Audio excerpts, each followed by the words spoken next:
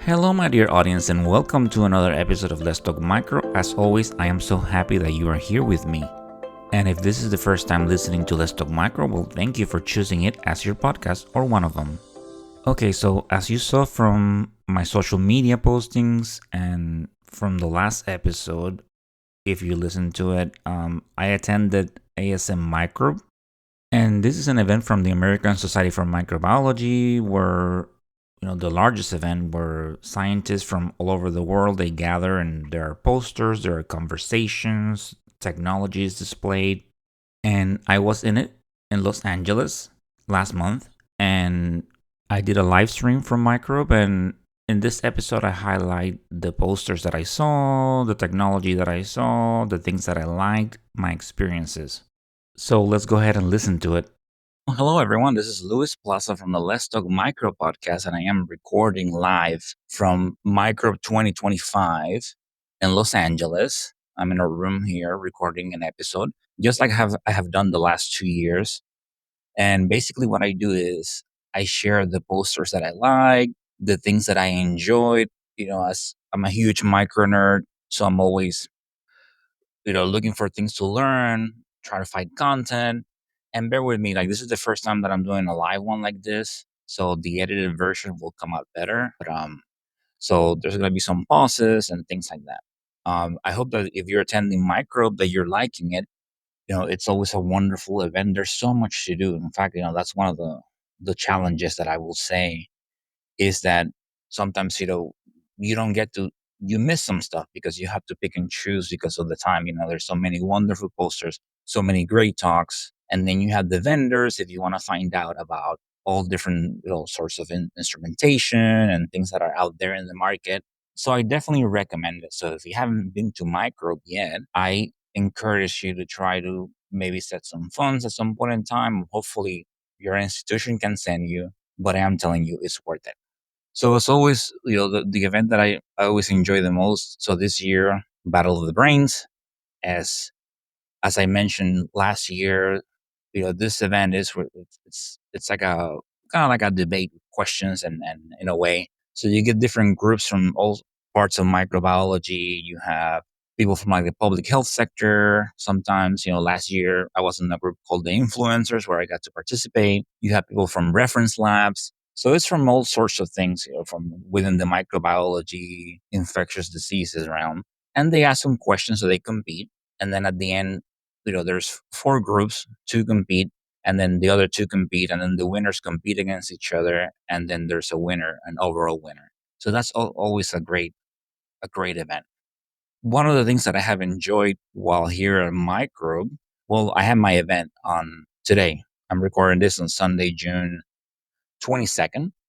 Um, so my event was about communicating your science, making it visible, and it's always pretty cool. So I got to shout out about I got to talk about the podcast and how I create it, how I communicate science, some takeaways from this. So I mentioned to you a lot of those things throughout the episodes, but the Let's Talk Micro podcast, came from a place where I wanted to simplify things. I wanted to communicate science. This job that we do as medical lab scientists, it's very complicated. There's a lot of information. And sometimes finding the right resources and getting proficient with everything, it can be daunting and it's very time consuming. You have to build confidence to work in this job. You have to. If you don't have confidence, you are in for a very long day, which in turn probably is going to make your supervisor's day long as well because you'll be asking a lot of questions and potentially delaying patient care, right? Granted, we don't learn this overnight. It takes years of repetition and education, but at least, knowing what your resources are and reading them and educating yourself and seeing things over and over again, you start building that foundation, which in turn builds your confidence. So moving on, it was great. I got to be on a panel of with two other people, and it was great. One of the panelists was Dr. Rodney Rody, which, as you know, he's been on the podcast before from Texas.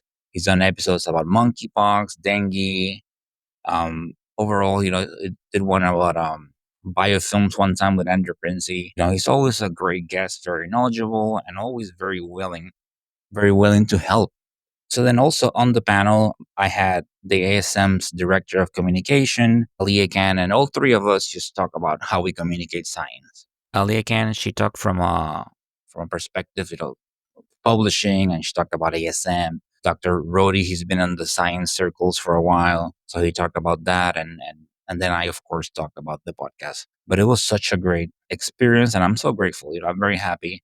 And as I mentioned, since late March, early April, ASM is supporting Let's Talk Micro, so that's always great that now my content gets exposed to the large ASM members and things like that. So I'm very grateful for that. So this time, this particular micro meeting was a little bit different. In other years, I've done a lot more, like done a lot of lectures.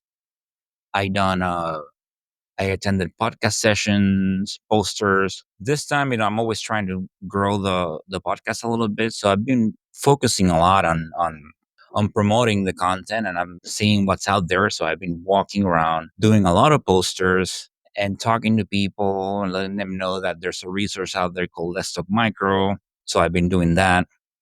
So that's always very time consuming, but it's very rewarding because I get to share what Let's Talk Micro is. So in this particular episode that I'm doing live, I'm going to be talking about mostly about posters that I've seen.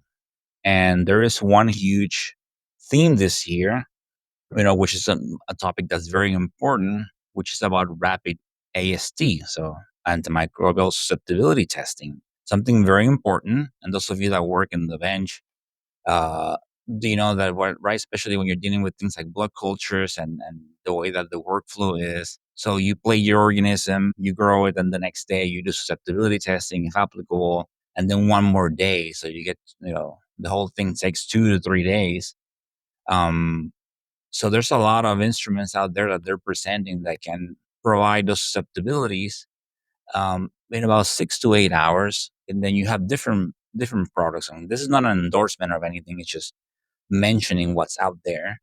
Um, but still, that's the concept itself. That 6 to 8 hours. It's amazing, right? If you could have something like that.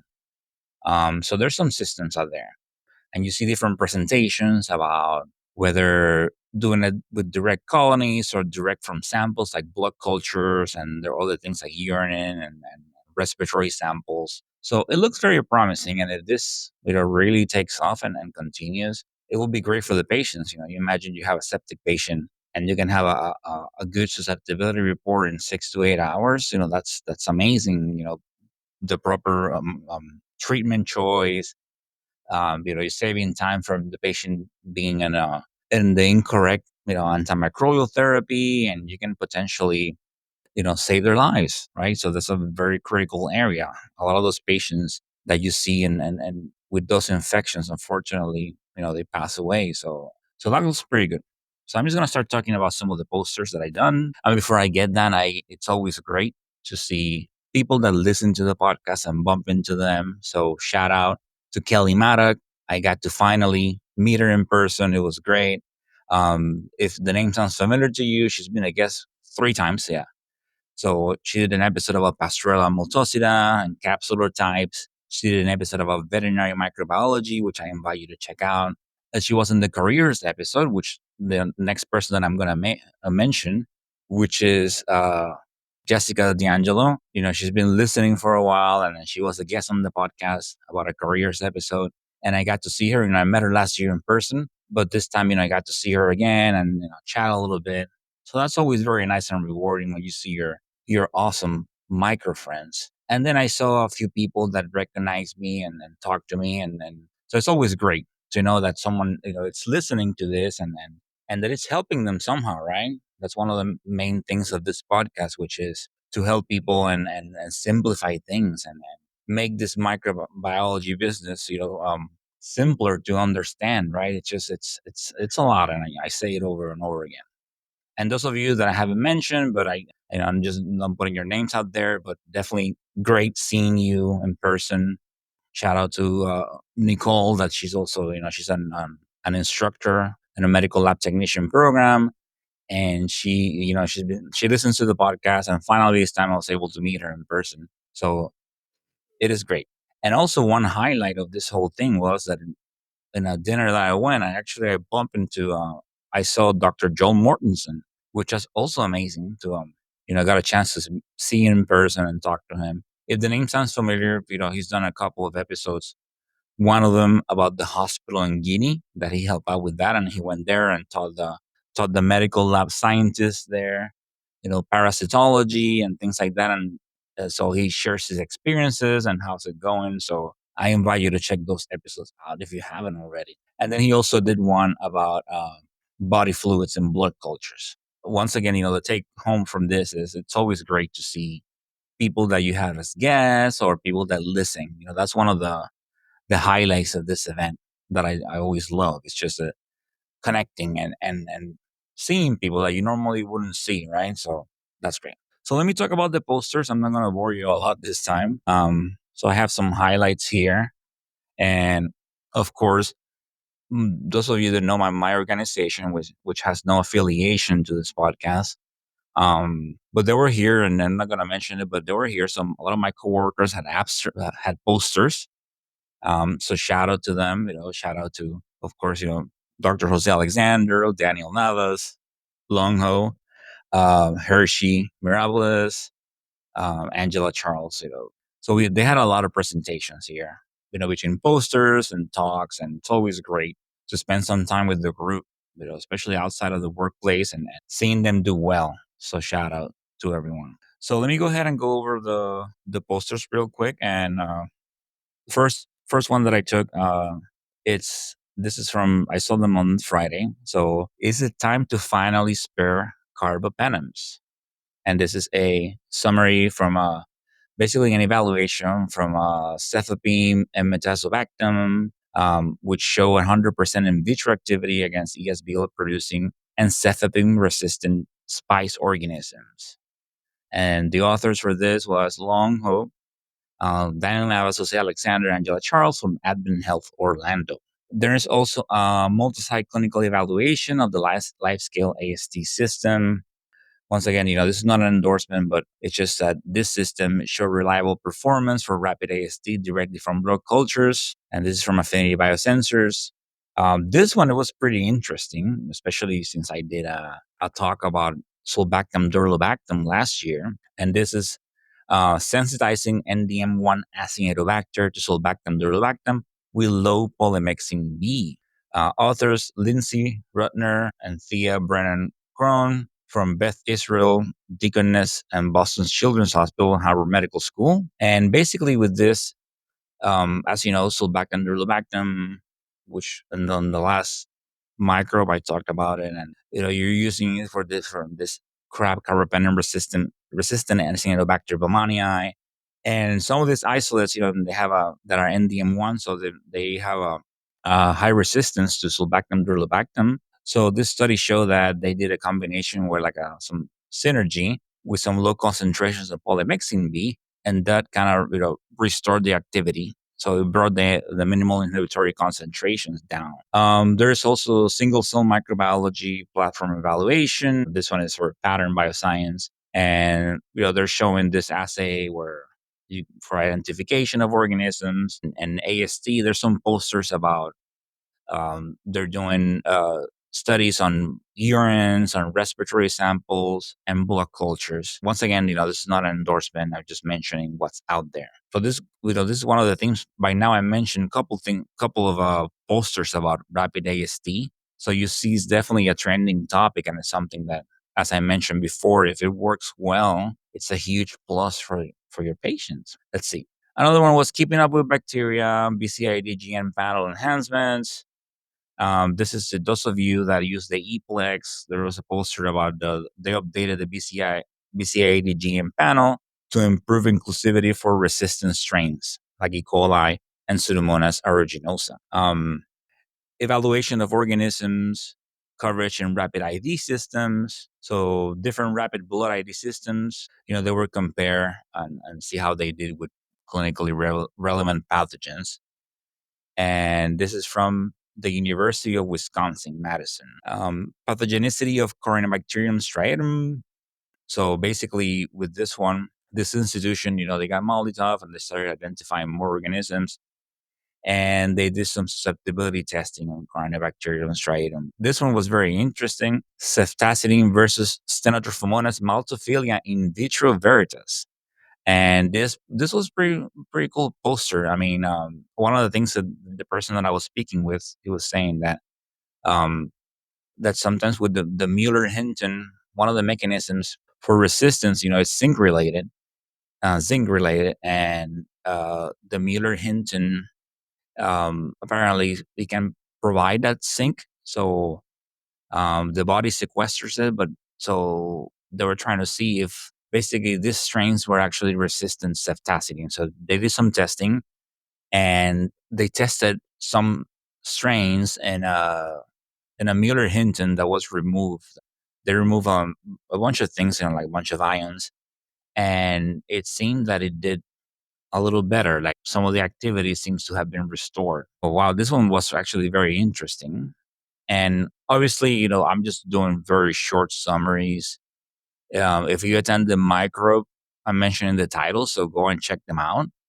But this one was AST accuracy and proficiency testing for gram negatives. And this is from the American Proficiency Institute. So basically, the summary of it was that most labs accurately reported resistant genes, but lab developed tests led to inappropriate reporting of some genes like OXA and some gram positive genes. I know, like the ladies that I talked to, they mentioned like MEK, Van A for vancomycin. So they were reporting that with gram negatives. And according to them, sometimes, when the institutions are called and you ask them about that, some people don't understand that that's an issue. They're like, okay, why is this wrong? And so I think that the take home for message for this is that, right, we have to make sure that we're properly educated in what we're reporting and putting out there. Cephidurical Com ASP evaluation. So this one was from Vanderbilt University Medical Center. By the way, shout out to Vanderbilt. I saw, right, what they do looks like so cool, right, for lack of a better word. But they do a lot of good projects out there. And one of them was where they evaluated the cephidurical ASP from Chem against a broth microdilution, and they compare the results. And there was also another one from Vanderbilt that I just saw today, where they were did some susceptibility testing on micrococcus and evaluating the penicillin breakpoints. They were using the CLSIM 45, which we're all waiting for it to be for the latest edition. Right, it hasn't been updated since 2016. Let's see. Then there was another one about gram stain reproducibility across specimen types, where significant inter-reader variability found in gram stain interpretation. This is also for pattern bioscience. Sometimes two or three people look at something and they all provide a different answer. There's always a challenge with gram stains and matching the cultures and things like that. So that's definitely an ongoing process. And then there was another one that I saw that so bottom line, we definitely need to continue doing more training, right? Try to see if how we can standardize things.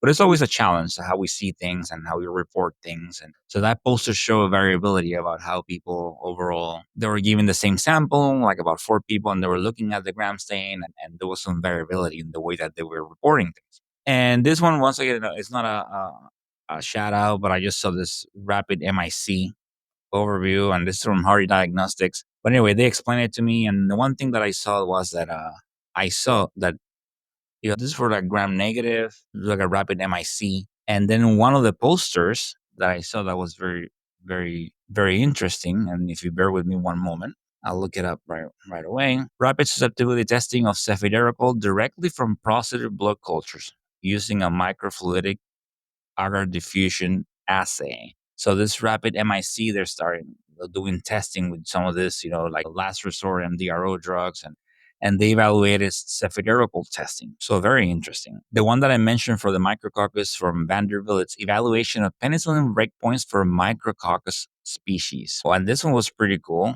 From the Mayo Clinic, description of 3 new species of Dryocola, Dryocola mayonis, Dryocola sharpii, and Dryocola baroni isolated from human clinical samples. So this is some gram-negative rods. They're facultative anaerobes, so they both, they grew aerobically, anaerobically. So they discovered these three species.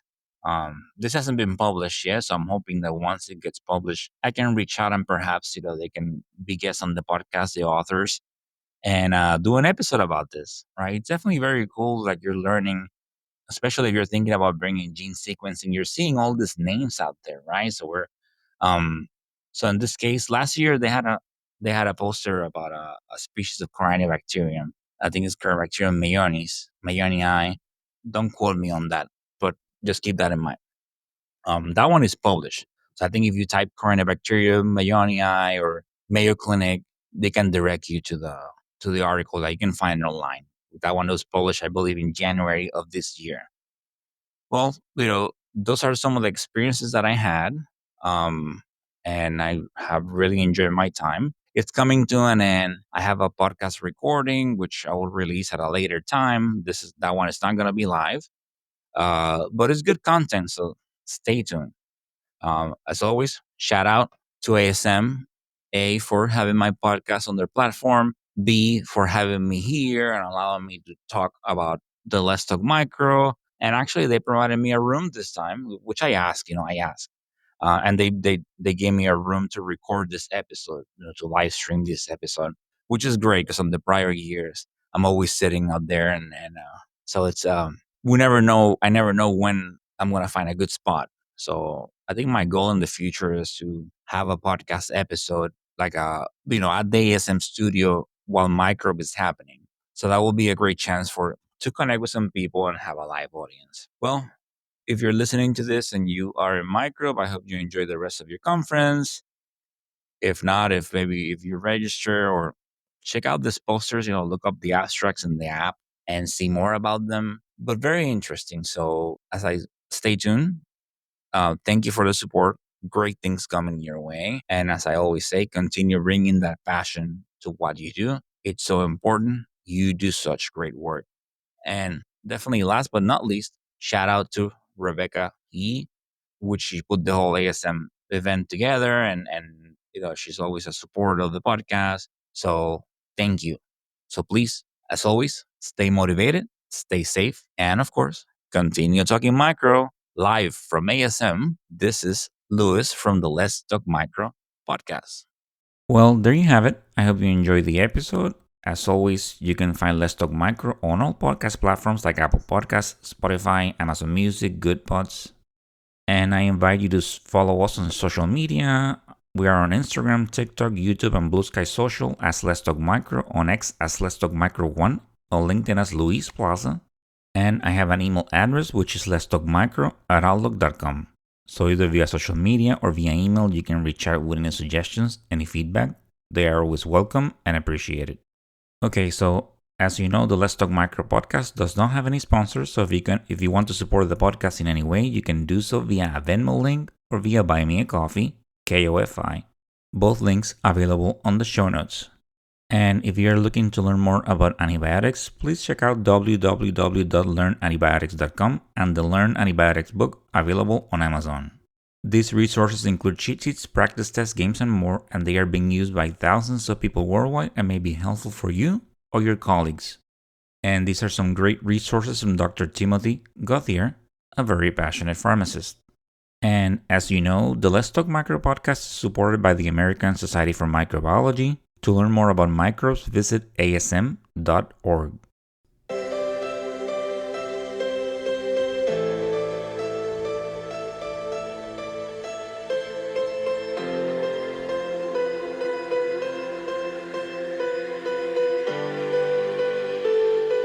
And that, my dear audience, is the end of this episode. I hope you enjoy learning about the highlights of Microbe 2025. As always, I enjoy sharing this information with you. Stay tuned. Great things coming your way. I'm working on some good content. So please, I'm so thankful for your support. So please continue bringing that passion to what you do. It's so important. You do such great work. So, as always, stay motivated, stay safe, and of course, continue talking micro. Until the next time, bye.